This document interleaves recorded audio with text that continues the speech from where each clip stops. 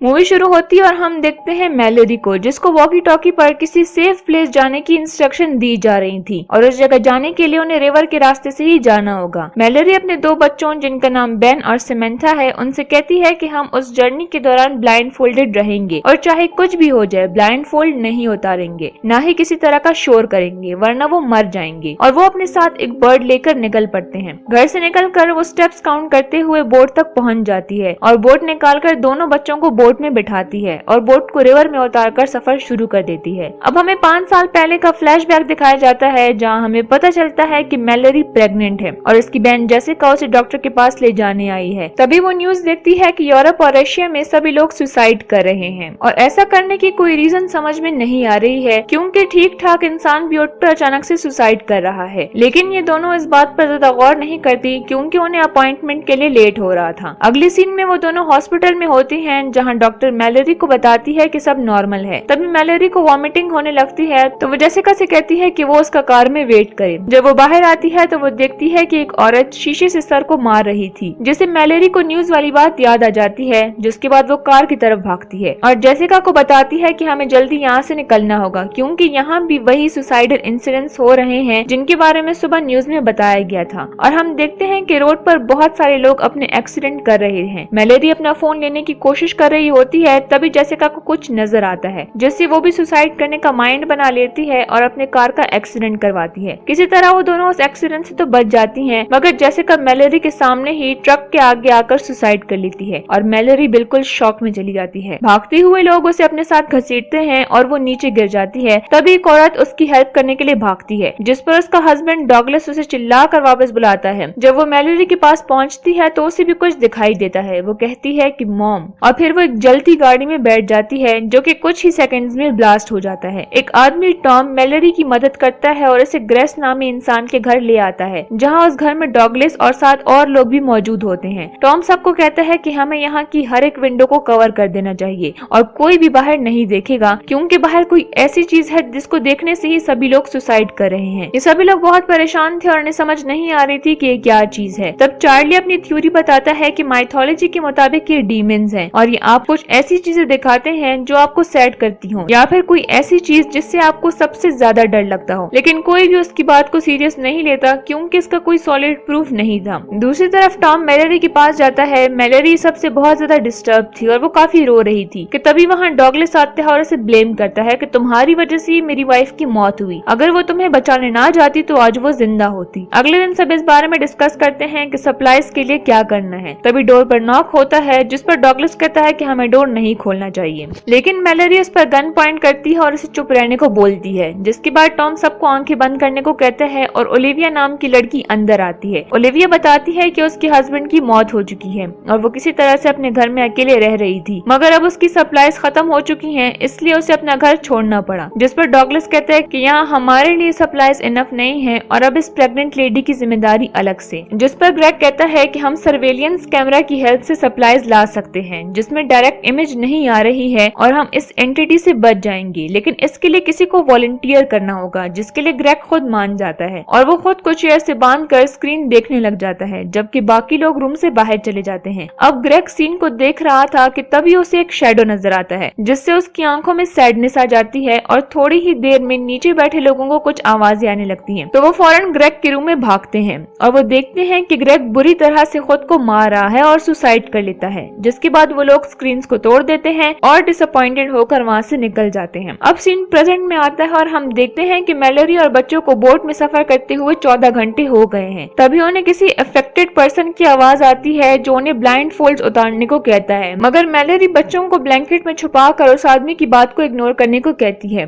लेकिन तभी वो आदमी उन पर अटैक करता है। मैलोरी उसे फाइट करती है और उसे मारकर आगे बढ़ने लगती है। वही फ्लैशबैक के सीन्स में हम देखते हैं कि उनके सप्लाईज बिल्कुल खत्म हो चुके हैं और अब उनके पास और कोई चॉइस नहीं थी सिवाय स्टोर जाकर सप्लाईज लाने की। जिसके बाद सब फैसला करते हैं कि वो ग्रुप में स्टोर की तरफ जाएंगे, लेकिन जाने से पहले वो कार के शीशों पर ब्लैक पेंट लगाते हैं और कुछ पर न्यूज़पेपर। जिसके बाद लूसी, चार्ली, डॉगलस, टॉम और मैरिली सुपरमार्केट जाने के लिए निकल पड़ते हैं। वो जीपीएस की हेल्प से स्टोर की तरफ जाते हैं और रास्ते में उन्हें उस एंटिटी का शैडो भी फील होता है। जिसके बाद टॉम कार को स्पीड देकर मार्केट की तरफ पहुंच जाता है। उधर वो ब्लाइंड फोल्डेड अंदर जाते हैं और अंदर जाने के बाद वो ब्लाइंड फोल्ड उतार देते हैं और चीजें जमा करने लगते हैं। मैरिली को वहाँ बर्ड्स दिखते हैं जिसको भी वो अपने साथ ले लेती है। जब वो वहाँ चीजें कलेक्ट कर रहे थे तभी कोई बैक डोर पर नॉक करता है। टॉम डोर को थोड़ा सा ओपन करता है और उसकी दूसरी तरफ एक आदमी था और चार्ली उस आदमी को जानता था। वो कहता है कि ये क्रिमिनल है जो लास्ट वीक ही जेल से भागा था। वो भी अफेक्टेड ही होता है लेकिन एंटिटी ने अभी तक उसे मारा नहीं था ताकि वो बाकी लोगों को भी अफेक्ट कर सके। वो अंदर आने की पूरी कोशिश करता है जबकि वो लोग उसे बाहर रखने की, लेकिन जब सिचुएशन वर्स होने लगती है तो चार्ली उसकी तरफ भागता है और उसे अपने साथ बाहर ले जाता है, जहाँ वो एंटिटी को देख लेता है और सुसाइड कर लेता है। मैरिली वहाँ ये चीज भी नोटिस करती है कि जब एंटिटी आसपास होता है तो बर्ड्स शोर करते हैं और वो सब गाड़ी में बैठकर घर की तरफ निकल पड़ते हैं, लेकिन सभी लोग चार्ली की मौत से बहुत अपसेट थे। रात होती है तो डगलस और मैरिली किचन में खड़े बात करते हैं और तभी उनको बाहर से कार की आवाज आती है और उन्हें पता चलता है कि फ्रेडिक और लूसी कार और अपना सामान लेकर वहाँ से चले गए हैं। सीन फिर से प्रेजेंट में शिफ्ट होता है और हम देखते हैं कि उनको बोट पर सफर करते हुए 24 घंटे हो चुके हैं। तभी उनकी बोट किसी और बोट से टकराती है जिससे बेन पानी में गिर जाता है, लेकिन मैरिली उसे बचा लेती है। जिसके बाद वो ब्लैंकेट ढूंढने लगती है लेकिन उसे पता चलता है कि ब्लैंकेट और फूड पानी में गिर गया है। तभी उसे कोई आवाज आती है जिससे वो समझ जाती है कि यहाँ आसपास कोई घर है। मैरिली किनारे पर बोट रोक देती है और बच्चों को इंस्ट्रक्ट करती है कि वो अपनी ब्लाइंडफोल्ड ना हटाएं और कुछ भी हो जाए बोट से ना उतरें। फिर वो बोट को स्ट्रिंग से अटैच करती है और स्ट्रिंग को पकड़कर आगे बढ़ती है। वहाँ उसे कोई मिलता तो नहीं है मगर वो ब्लैंकेट्स और थोड़ा बहुत फूड उठाकर वहाँ से निकल पड़ती है। तभी मैरिली उस एंटिटी की आवाज सुनती है और वो जल्दी से वहाँ से भागने लगती है। दूसरी तरफ समंथा को ऐसा लगता है जैसे मैरिली उसे आवाज दे रही हो, इसलिए वो बोट से उतरकर उसके पीछे जाती है, लेकिन थोड़ा आगे जाने पर मैरिली उसे पकड़ लेती है और उसे काफी डांटती है और फिर ये बोट में निकल पड़ते हैं। अब फ्लैशबैक में हम देखते हैं कि मैरिली की ओलिविया और टॉम से बहुत अच्छी दोस्ती हो चुकी है। एक दिन मैरिली रूम में टॉम की वॉकी टॉकी चेक कर रही होती है कि तभी उसे डोर के पास कुछ आवाजें सुनाई देती हैं और वो बाहर जाने पर उसे पता चलता है कि ओलिविया किसी गैरी नाम के आदमी को घर के अंदर ले आई है। गैरी बताता है कि वो पहले अपने कुलीग के साथ रहता था मगर फिर कुछ लोगों ने उनके घर पर अटैक कर दिया और इसके बाकी सारे साथियों को भी मार दिया। अब जाहिर है कि वो लोग अफेक्टेड थे। खैर वो किसी तरह से बचकर यहाँ आ गया। गैरी के मुताबिक वो अफेक्टेड नहीं है। वो कहता है कि प्लीज मेरी हेल्प करो। सब इस बारे में कंफ्यूज थे क्योंकि उन्हें कंफर्म नहीं था कि गैरी नॉर्मल है या नहीं, लेकिन डगलस उस पर गन पॉइंट करके उसे घर से निकल जाने को कहता है, लेकिन जैसे उसे आवाज मारकर बेहोश कर देती है और उसे गैराज में छोड़ देती है। इसके बाद वो सब रिलैक्स करते हैं और बातें करने लगते हैं। तभी ओलिविया को लेबर पेन उठता है। मैरिली ओलिविया के लिए वाटर बैग लाती है लेकिन मैरिली को खुद भी लेबर पेन शुरू हो जाता है और वहाँ पर ओलिविया को भी बहुत ज्यादा पेन हो रहा था। नीचे गैरी उस एंटिटी की कुछ ड्राइंग्स को टेबल पर रखकर देखने लगता है जिससे वो भी अफेक्टेड हो जाता है। वो बर्ड्स को फ्रीजर में रख देता है और पूरे घर के शीशों से न्यूज़पेपर हटाने लगता है। डगलस से देखकर उसे कहता है कि ये तुम क्या कर रहे हो, तो गैरी गैराज का डोर खोल देता है ताकि वो एंटिटी को देख ले। टॉम आवाजें सुनकर नीचे चला जाता है जहाँ वो गैरी की ड्राइंग्स को देखता है। दूसरी तरफ ओलिविया की बेटी और मैरिली का बेटा होता है। वो दोनों ही बहुत खुश थी, लेकिन तभी गैरी उनके पास आता है और वो विंडो से पेपर हटाने लगता है और सबको बाहर देखने को कहता है। मैरिली तो अपनी आंखें बंद कर लेती है मगर ओलिविया उस एंटिटी को देख लेती है। ओलिविया अपनी बेटी को लेकर विंडो के पास जाने लगती है मगर मैरिली उसे बच्ची को ले लेती है। जबकि ओलिविया विंडो से जंप कर लेती है, वही गैरी जेसी को भी बाहर देखने पर मजबूर करता है जिससे वो सिजर्स को अपने गर्दन में घुसाकर खुद को मार देती है। फिर गैरी मैरिली के पास जाने लगता है, लेकिन तभी वहाँ डगलस गन लेकर आ जाता है और दोनों में फाइट शुरू हो जाती है जिसमें गैरी डगलस को सिजर से मार देता है। इतने में टॉम गैरी से गन ले लेता है और उसे शूट करके मार देता है, जिसके बाद वो मैरिली को देखने आता है जो कि सेफ थी। और अब इनको ऐसी ही कंडीशन में 5 साल हो जाते हैं जहाँ उस घर में टॉम, मैरिली और 2 बच्चे रहते हैं। यहाँ हम देखते हैं कि मैरिली बच्चों को उस एंटिटी से बचने के लिए प्रिपेयर करती है। टॉम और मैरिली अब रिलेशनशिप में हैं और वो दूसरे घरों में जाकर वहाँ पड़े सामान पर सरवाइव कर रहे हैं। एक दिन मैरिली देखती है कि बाहर ब्लाइंड फोल्ड्स के बगैर कुछ लोग घूम रहे हैं जिनको उसने पहले भी काफी दफा देखा है और इन सब चीजों से वो काफी परेशान थी, लेकिन टॉम उसे हमेशा हौसला देता है। उस रात वॉकी टॉकी पर टॉम से रक नामी आदमी कांटेक्ट करता है। रक के पूछने पर वो बताते हैं कि वो एक सेफ कम्युनिटी में रह रहे हैं जहाँ उन पर एंटिटी अटैक नहीं कर सकती। टॉम उसके लोकेशन के बारे में पूछता है तो वो बताता है कि वो जगह जहाँ मौजूद है वहाँ से सिर्फ वो रिवर के रास्ते ही सेफ प्लेस तक पहुँच सकते हैं और अगर उनके साथ बच्चे हैं तो उन्हें मुश्किल हो सकती है। इसके अलावा वो उसे कहता है कि जब वो वहाँ पर पहुँच जाएं तो वहाँ वो कुछ बर्ड्स की आवाज को सुने जो कि इस बात का साइन होंगे कि वो लोग सेफ प्लेस तक पहुँच चुके हैं। और ये बात बताते ही उसका कनेक्शन टूट जाता है। टॉम अब इस लाइफ से तंग आ चुका था, इसलिए वो इस कम्युनिटी में जाना चाहता था, लेकिन मैरिली कहती है कि हो सकता है कि ये एक ट्रैप हो। टॉम बच्चों को एपोक्लिप्स के बारे में स्टोरी सुना रहा होता है जिस बात पर मैरिली और टॉम में लड़ाई हो जाती है, मगर टॉम सॉरी बोलकर बात को खत्म कर देता है। अगले दिन टॉम बच्चों और मैरिली को लेकर खाना खाने किसी घर जाते हैं। वो लोग वहाँ खाना खा ही रहे होते हैं कि तभी वहाँ पर इफेक्टेड लोग आ जाते हैं और इस घर पर फायरिंग स्टार्ट कर देते हैं। टॉम मैरिली को कहता है कि वो बच्चों को लेकर यहाँ से निकल जाए, तब तक टॉम उनसे निपट लेगा और वो उससे कहता है कि अगर वो मर जाए तो मैरिली बच्चों के साथ उस कम्युनिटी में चली जाए। ये कहकर वो मैरिली को बैक डोर से बाहर भेज देता है, जिसके बाद वो ब्लाइंड फोल्ड हटा कर सबको मारने लगता है। इसी दौरान वो उस एंटिटी के कांटेक्ट में आ जाता है और इफेक्टेड हो जाता है, जिसके बाद वो आखिरी बंदे को भी मारकर खुद को शूट कर लेता है और ये गन शॉट सुनकर मैरिली समझ जाती है कि टॉम भी मर गया है। अब वो बच्चों को लेकर घर चली जाती है और वहाँ बहुत रोती है। और फिर ये सीन मूवी के स्टार्ट वाला सीन है। वो बच्चों को समझाने के बाद सेफ प्लेस के लिए निकल पड़ती है। अब इवेंट प्रेजेंट में कंटिन्यू होते हैं और हम देखते हैं कि उनको बोट पर सफर करते हुए 48 आवर्स हो चुके हैं। अब यहाँ से आगे रास्ता थोड़ा खतरनाक था, तो मैलरी बहुत टफ डिसीजन लेती है और बच्चों से कहती है कि उस वक्त तुम दोनों में से किसी एक को अपना ब्लाइंड फोल्ड हटा के रास्ता बताना होगा।